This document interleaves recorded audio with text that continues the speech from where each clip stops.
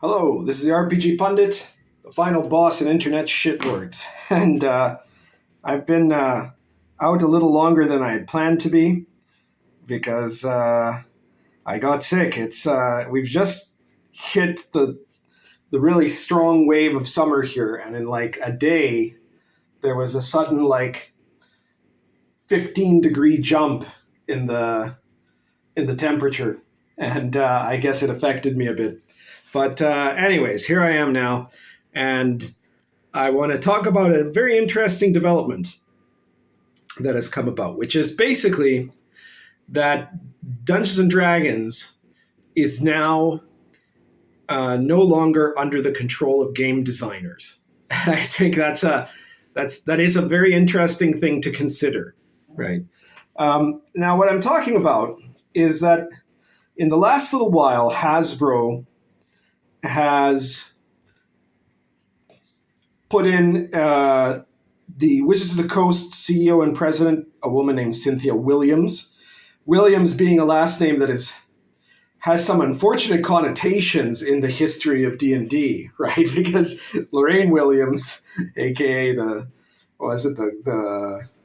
Queen of Pain or something like that, she was the one that ran TSR into the ground. Right. Now, I don't think Cynthia Williams is any relation to her. If she is, that would be like a really interesting scoop, right? But I don't think that's the case. But it's still just an unfortunate name. And the CEO of Hasbro, Chris Cox, was previously doing Wizards of the Coast. Now, neither of these people are game designers, right? They're not game design people at all.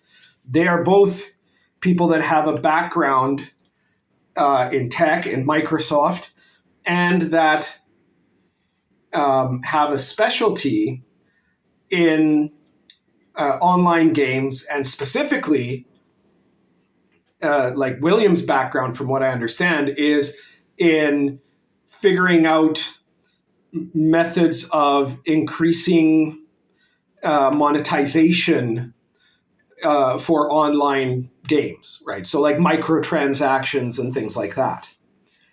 Now, they've been talking, apparently, there was an investor web seminar that happened recently. And at that seminar, they were talking very strongly about how Williams said the brand is under-monetized.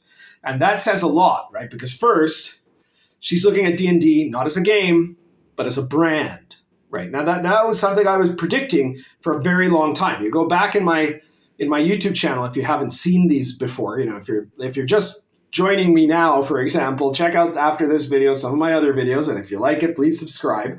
But you'll see that I was talking for quite a while now that it looked like part of the plan for Wizards was to transform the focus of D&D from being a game to being a lifestyle brand. And that is very much still part of the plan. And so what they want is to monetize the brand. And they're looking at doing a program in which the new edition of D&D is almost like, one D&D is almost a secondary concern to them, right? It's really funny because they, like, for most of Wizards of the Coast history, the people in charge of Dungeons and Dragons were at the very least game designers, right? So some of them might have been horrible people. Some of them might have been great people, whatever you want. The more recent ones maybe were not so good, but they were all people that saw D&D as a game at the very least. Some of them also saw it as an opportunity to inject their own politics into it, but they were still seeing it as a game, right? Now, those people were all busy about, we have these guys talking about how they're going to have diversity overseers for every single word in the new RPG tabletop books, and that they're going to have, they're going to get rid of race and rename it species because race is racist. Apparently, just saying race is racist now, right? And all of that sort of nonsense. And meanwhile, Hasbro's like, they don't give a shit about this, right? That's not they've moved beyond any interest in what's going on at the level of the thing as a game. So I think it's going to be very interesting that I think that's all going to become quite irrelevant in some ways. So Cox, the Hasbro CEO, has described that Dungeons and Dragons is no longer a tabletop game. It is now a 4-quadrant brand.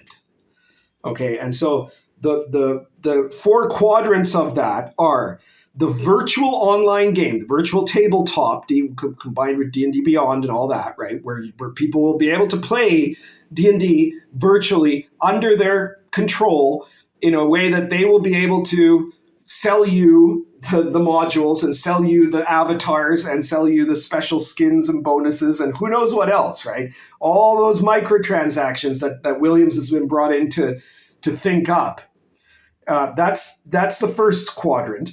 The second quadrant is going to be movies, right? So they're putting a big bet on this Dungeons and Dragons Honor Among Thieves movie. If that does well, you can expect there's going to be a whole line of, I don't know, movies and TV shows and who knows what else. They want to create a whole D&D expanded universe or something like that, you know. The third is new video games, right, which will not be Dungeons and Dragons online tabletop, but rather will be video games like Baldur's Gate and stuff like that. For people who like video games, that's really great news, right? Then the fourth is going to be brand merchandise, and that will include things like D&D lifestyle brand stuff, right? Like, you'll get to have D&D t-shirts and, other things so you can virtue signal about how you're a D&D player or a D&D fan. You don't really have to be a player anymore, right? You just have to own the t-shirt. And it'll maybe include dice also. I don't know, maybe. And then there'll be special collectibles and toys, D&D toys. You'll be able to buy a purse with the dragon-shaped ampersand or something, to show that you're a real gamer girl. Those are the 4 areas, right?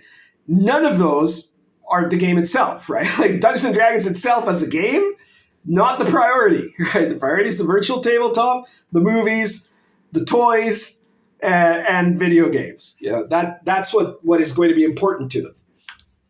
So that can have a lot of connotations. I think one of the things is that, Dungeons & Dragons very clearly is no longer under control of people who prioritize it as an actual RPG or as a tabletop game. And that could mean, on the one hand, that they might just let the absolute maniac psychopaths run the asylum, right? The people that are doing the writing, which is people like Crawford, might just be given free rein to do whatever. In the same way that, for example, Marvel, because what they really cared about was the movies, let the comics writers do whatever they wanted to, and so they could go full woke, and they drove the comics to the absolute ground. They absolutely destroyed the Marvel comics.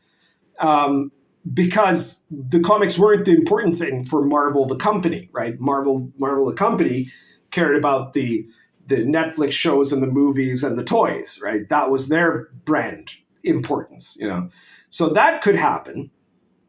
But just as likely, it could happen that, onednd is actually a trap. That these guys thought, we're going to get to finally make the woke version of D&D, and it's going to be ours, and then after we're going to be able to do a whole bunch of books full of even more wokeness, and everybody will be forced to play our woke modules. But I'm starting to think that if Chris Cox is clever, right, he might realize that he doesn't actually need these people for what his priorities are. So once onednd comes out, he could just fire them all. Because after that, what's going to happen is that with D&D Beyond and with the people that are in charge of the virtual tabletop part of it, people will make adventures for the virtual tabletop. And apparently part of the deal is that if the stuff you make in virtual tabletop can end up being used by other people. And I don't know exactly how that works. I've never done virtual tabletop or D&D Beyond or any of that, right? But because I'm such a caveman, right? but I'm guessing that what that means is that they don't really have to rely on having adventures designed by supposed professionals that like, Ajit George, who's written 3 adventures, or Daniel Kwan, who's watched some kung fu movies and thinks he's an expert on Chinese culture, or, whoever that vegan lady is that wrote the cookbook and therefore got to write an adventure for the multiplanar spire thing, for the latest monstrosity that they came out with. That's not necessary. Like, why would you keep having those people? Because you're going to have a legion of amateurs that are going to produce adventures, a lot of which might be more appealing and more successful to the people actually playing in the virtual tabletop. So if you're listening, Chris Cox, or if any of you know how to reach him, let him know, right? That's your future, dude. Like, have your own, if you're going to exploit your customers anyways, right? If everything that they do on the virtual tabletop is potentially stuff that you will then get to microsell to other people anyway, why not tap into that? Because I guarantee you that a lot of there'll be a lot of crap, but there'll also be a ton of stuff that's going to be way better than anything that those supposed expert Seattleite hipsters, most of whom have almost no real experience in game design anyways, because all the real game designers left or were driven away. Those people are useless to you now. You can get rid of them. And that would be a much better thing than continuing to pay them to run your product into the ground and continue to alienate your customers. That might be the way to go. Just saying, some free consulting from the RPG pundit right there. Hope you listen to me about that. So that could be, a good side effect to all this in a way. The one thing that's very clear, though, is that D&D is no longer going to be prioritized as a game, and certainly not as a tabletop game, right? It's going to be prioritized as an online game and as video games and as toys and whatever else, right? But as a tabletop game, I'm sure they'll publish the books, like the core books, but that's going to be very secondary to them. Their goal is now to try to move as many people as possible to online play. And I suspect that, especially after the pandemic, there has been a huge surge in the amount of online play that was going on. And they're hoping to increase that. They're hoping that that will be the way of the future, because that's something that they can monetize much better, that they can control much better, right? Because buying books is not a very big profit value for them. It's way better for them to have, a whole bunch of people, hundreds of people buying a whole bunch of different little skins or whatever for their character for $1 a piece than buying one $50 book and then never buying anything again. Because for most people, the player's handbook, or at best the 3-book set, is the thing they're going to buy, right? And then some DM might buy 1 or 2 other books, right? So that's not the profitable way for them. They want you to be doing it online and to be monetizing through ongoing basis. What does it mean for the rest of us? Well, I think it means that there's going to be nobody home in terms of a market leader at the tabletop level. D&D will still technically exist, but it will have a much more limited presence as a tabletop game than it did before. I mean, I'm sure there'll still be people playing it, assuming that they do publish, and I am assuming that they will, that they do publish the books in Dead Tree format. But there's going to be, I think, very little support in the published tabletop version sort of way, right? Like unless you're playing it at D&D Beyond, where there's probably gonna be a ton of stuff that will be, largely captured from the actual people on D&D Beyond. But as in terms of books, there won't be. And so that could leave a space open, that could leave a gap, so to say. And it might leave a gap even more so if onednd ends up being as woke as it's appearing to be right now. And if it ends up, that's never going to be edited away. Unfortunately, they're still using the wrong people right now to make onednd. So that's going to end up in the rules, and then the probability of that changing is going to be a lot lower than if the priority was on game design, right? Or the priority was on tabletop. It might someday be edited. It might constantly be edited on D&D Beyond. I don't know.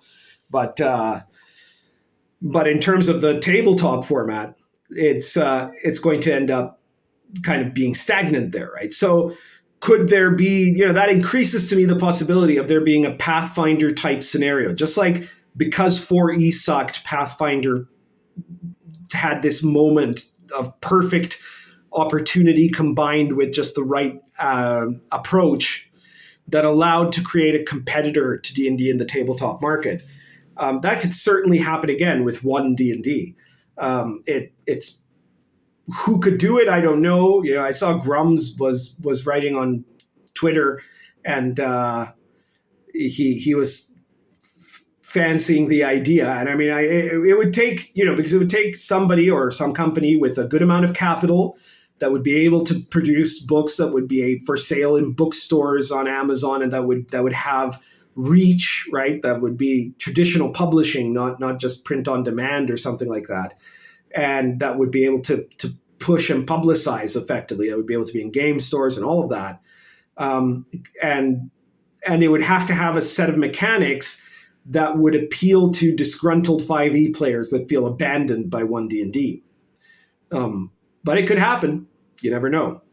And of course, the OSR will continue to benefit. So we're not going to be hurt by any of this. On the contrary, the more that there is a vacancy due to the incompetence of Dungeons and Dragons, the better the OSR is going to get. So, speaking of which, if you want to support me, check out all of my games, right? If you want a really great alternative to D&D, look at Lion and Dragon. If you want something that is based on D&D rules but set in the modern era, check out The Invisible College. You got the Old School Companion 2 here for medieval authentic adventures you can use in your D&D or OSR games. And check out World of the Last Sun, gonzo fantasy role-playing. It's a setting. You can use it in any, again, OSR or D&D based game. And pretty soon, we're going to be coming out with the Gonzo Fantasy Companion, which is going to have a whole bunch of new races and creatures and items and stuff that it's going to be another compilation volume of tons of weird and crazy stuff that you can put into your campaign anywhere you want. World of Last Sun is more of a setting. The Gonzo Companion is a bunch of weird stuff that you can use in The Last Sun or that you can use in any fantasy setting. So be sure to check it out when that comes out. And, buying my books is like you're, giving me a coffee or something like that. I guess depends on how much it costs. The Invisible College is probably a bit more than a coffee. It's like you're taking me out to dinner. But, the RPG Pundit Presents series, I've got 108 PDFs there that are from 99 cents to $4.99. Be sure to check them out. You're going to find stuff you like there. And it's a great way to support me, but you also get something for yourself. And trust me that any of my products are going to be more appealing than whatever you're going to get out of onednd. But, not just me. Check out the rest of the OSR too, right? So anyways, if you like this video, please share it anywhere you think people will find it interesting, or where you think people are going to get pissed off about it, for that matter. And subscribe if you haven't subscribed. Hit the like button. And check out my products. The links are all in the description. You can find the stores where you can buy them there, and check them out. And thank you to everybody who's been picking up stuff. There's a big surge last week of people buying my books. I don't know what the heck happened there, but I was told that. So I don't know if I showed up on somebody's channel or something or what, but anyway, Thanks to everyone who's been buying my stuff. It's been a great year for me, and I really appreciate it. And I guess that's it for today. Currently smoking Ben Wade Rhodesian plus Argento Latakia.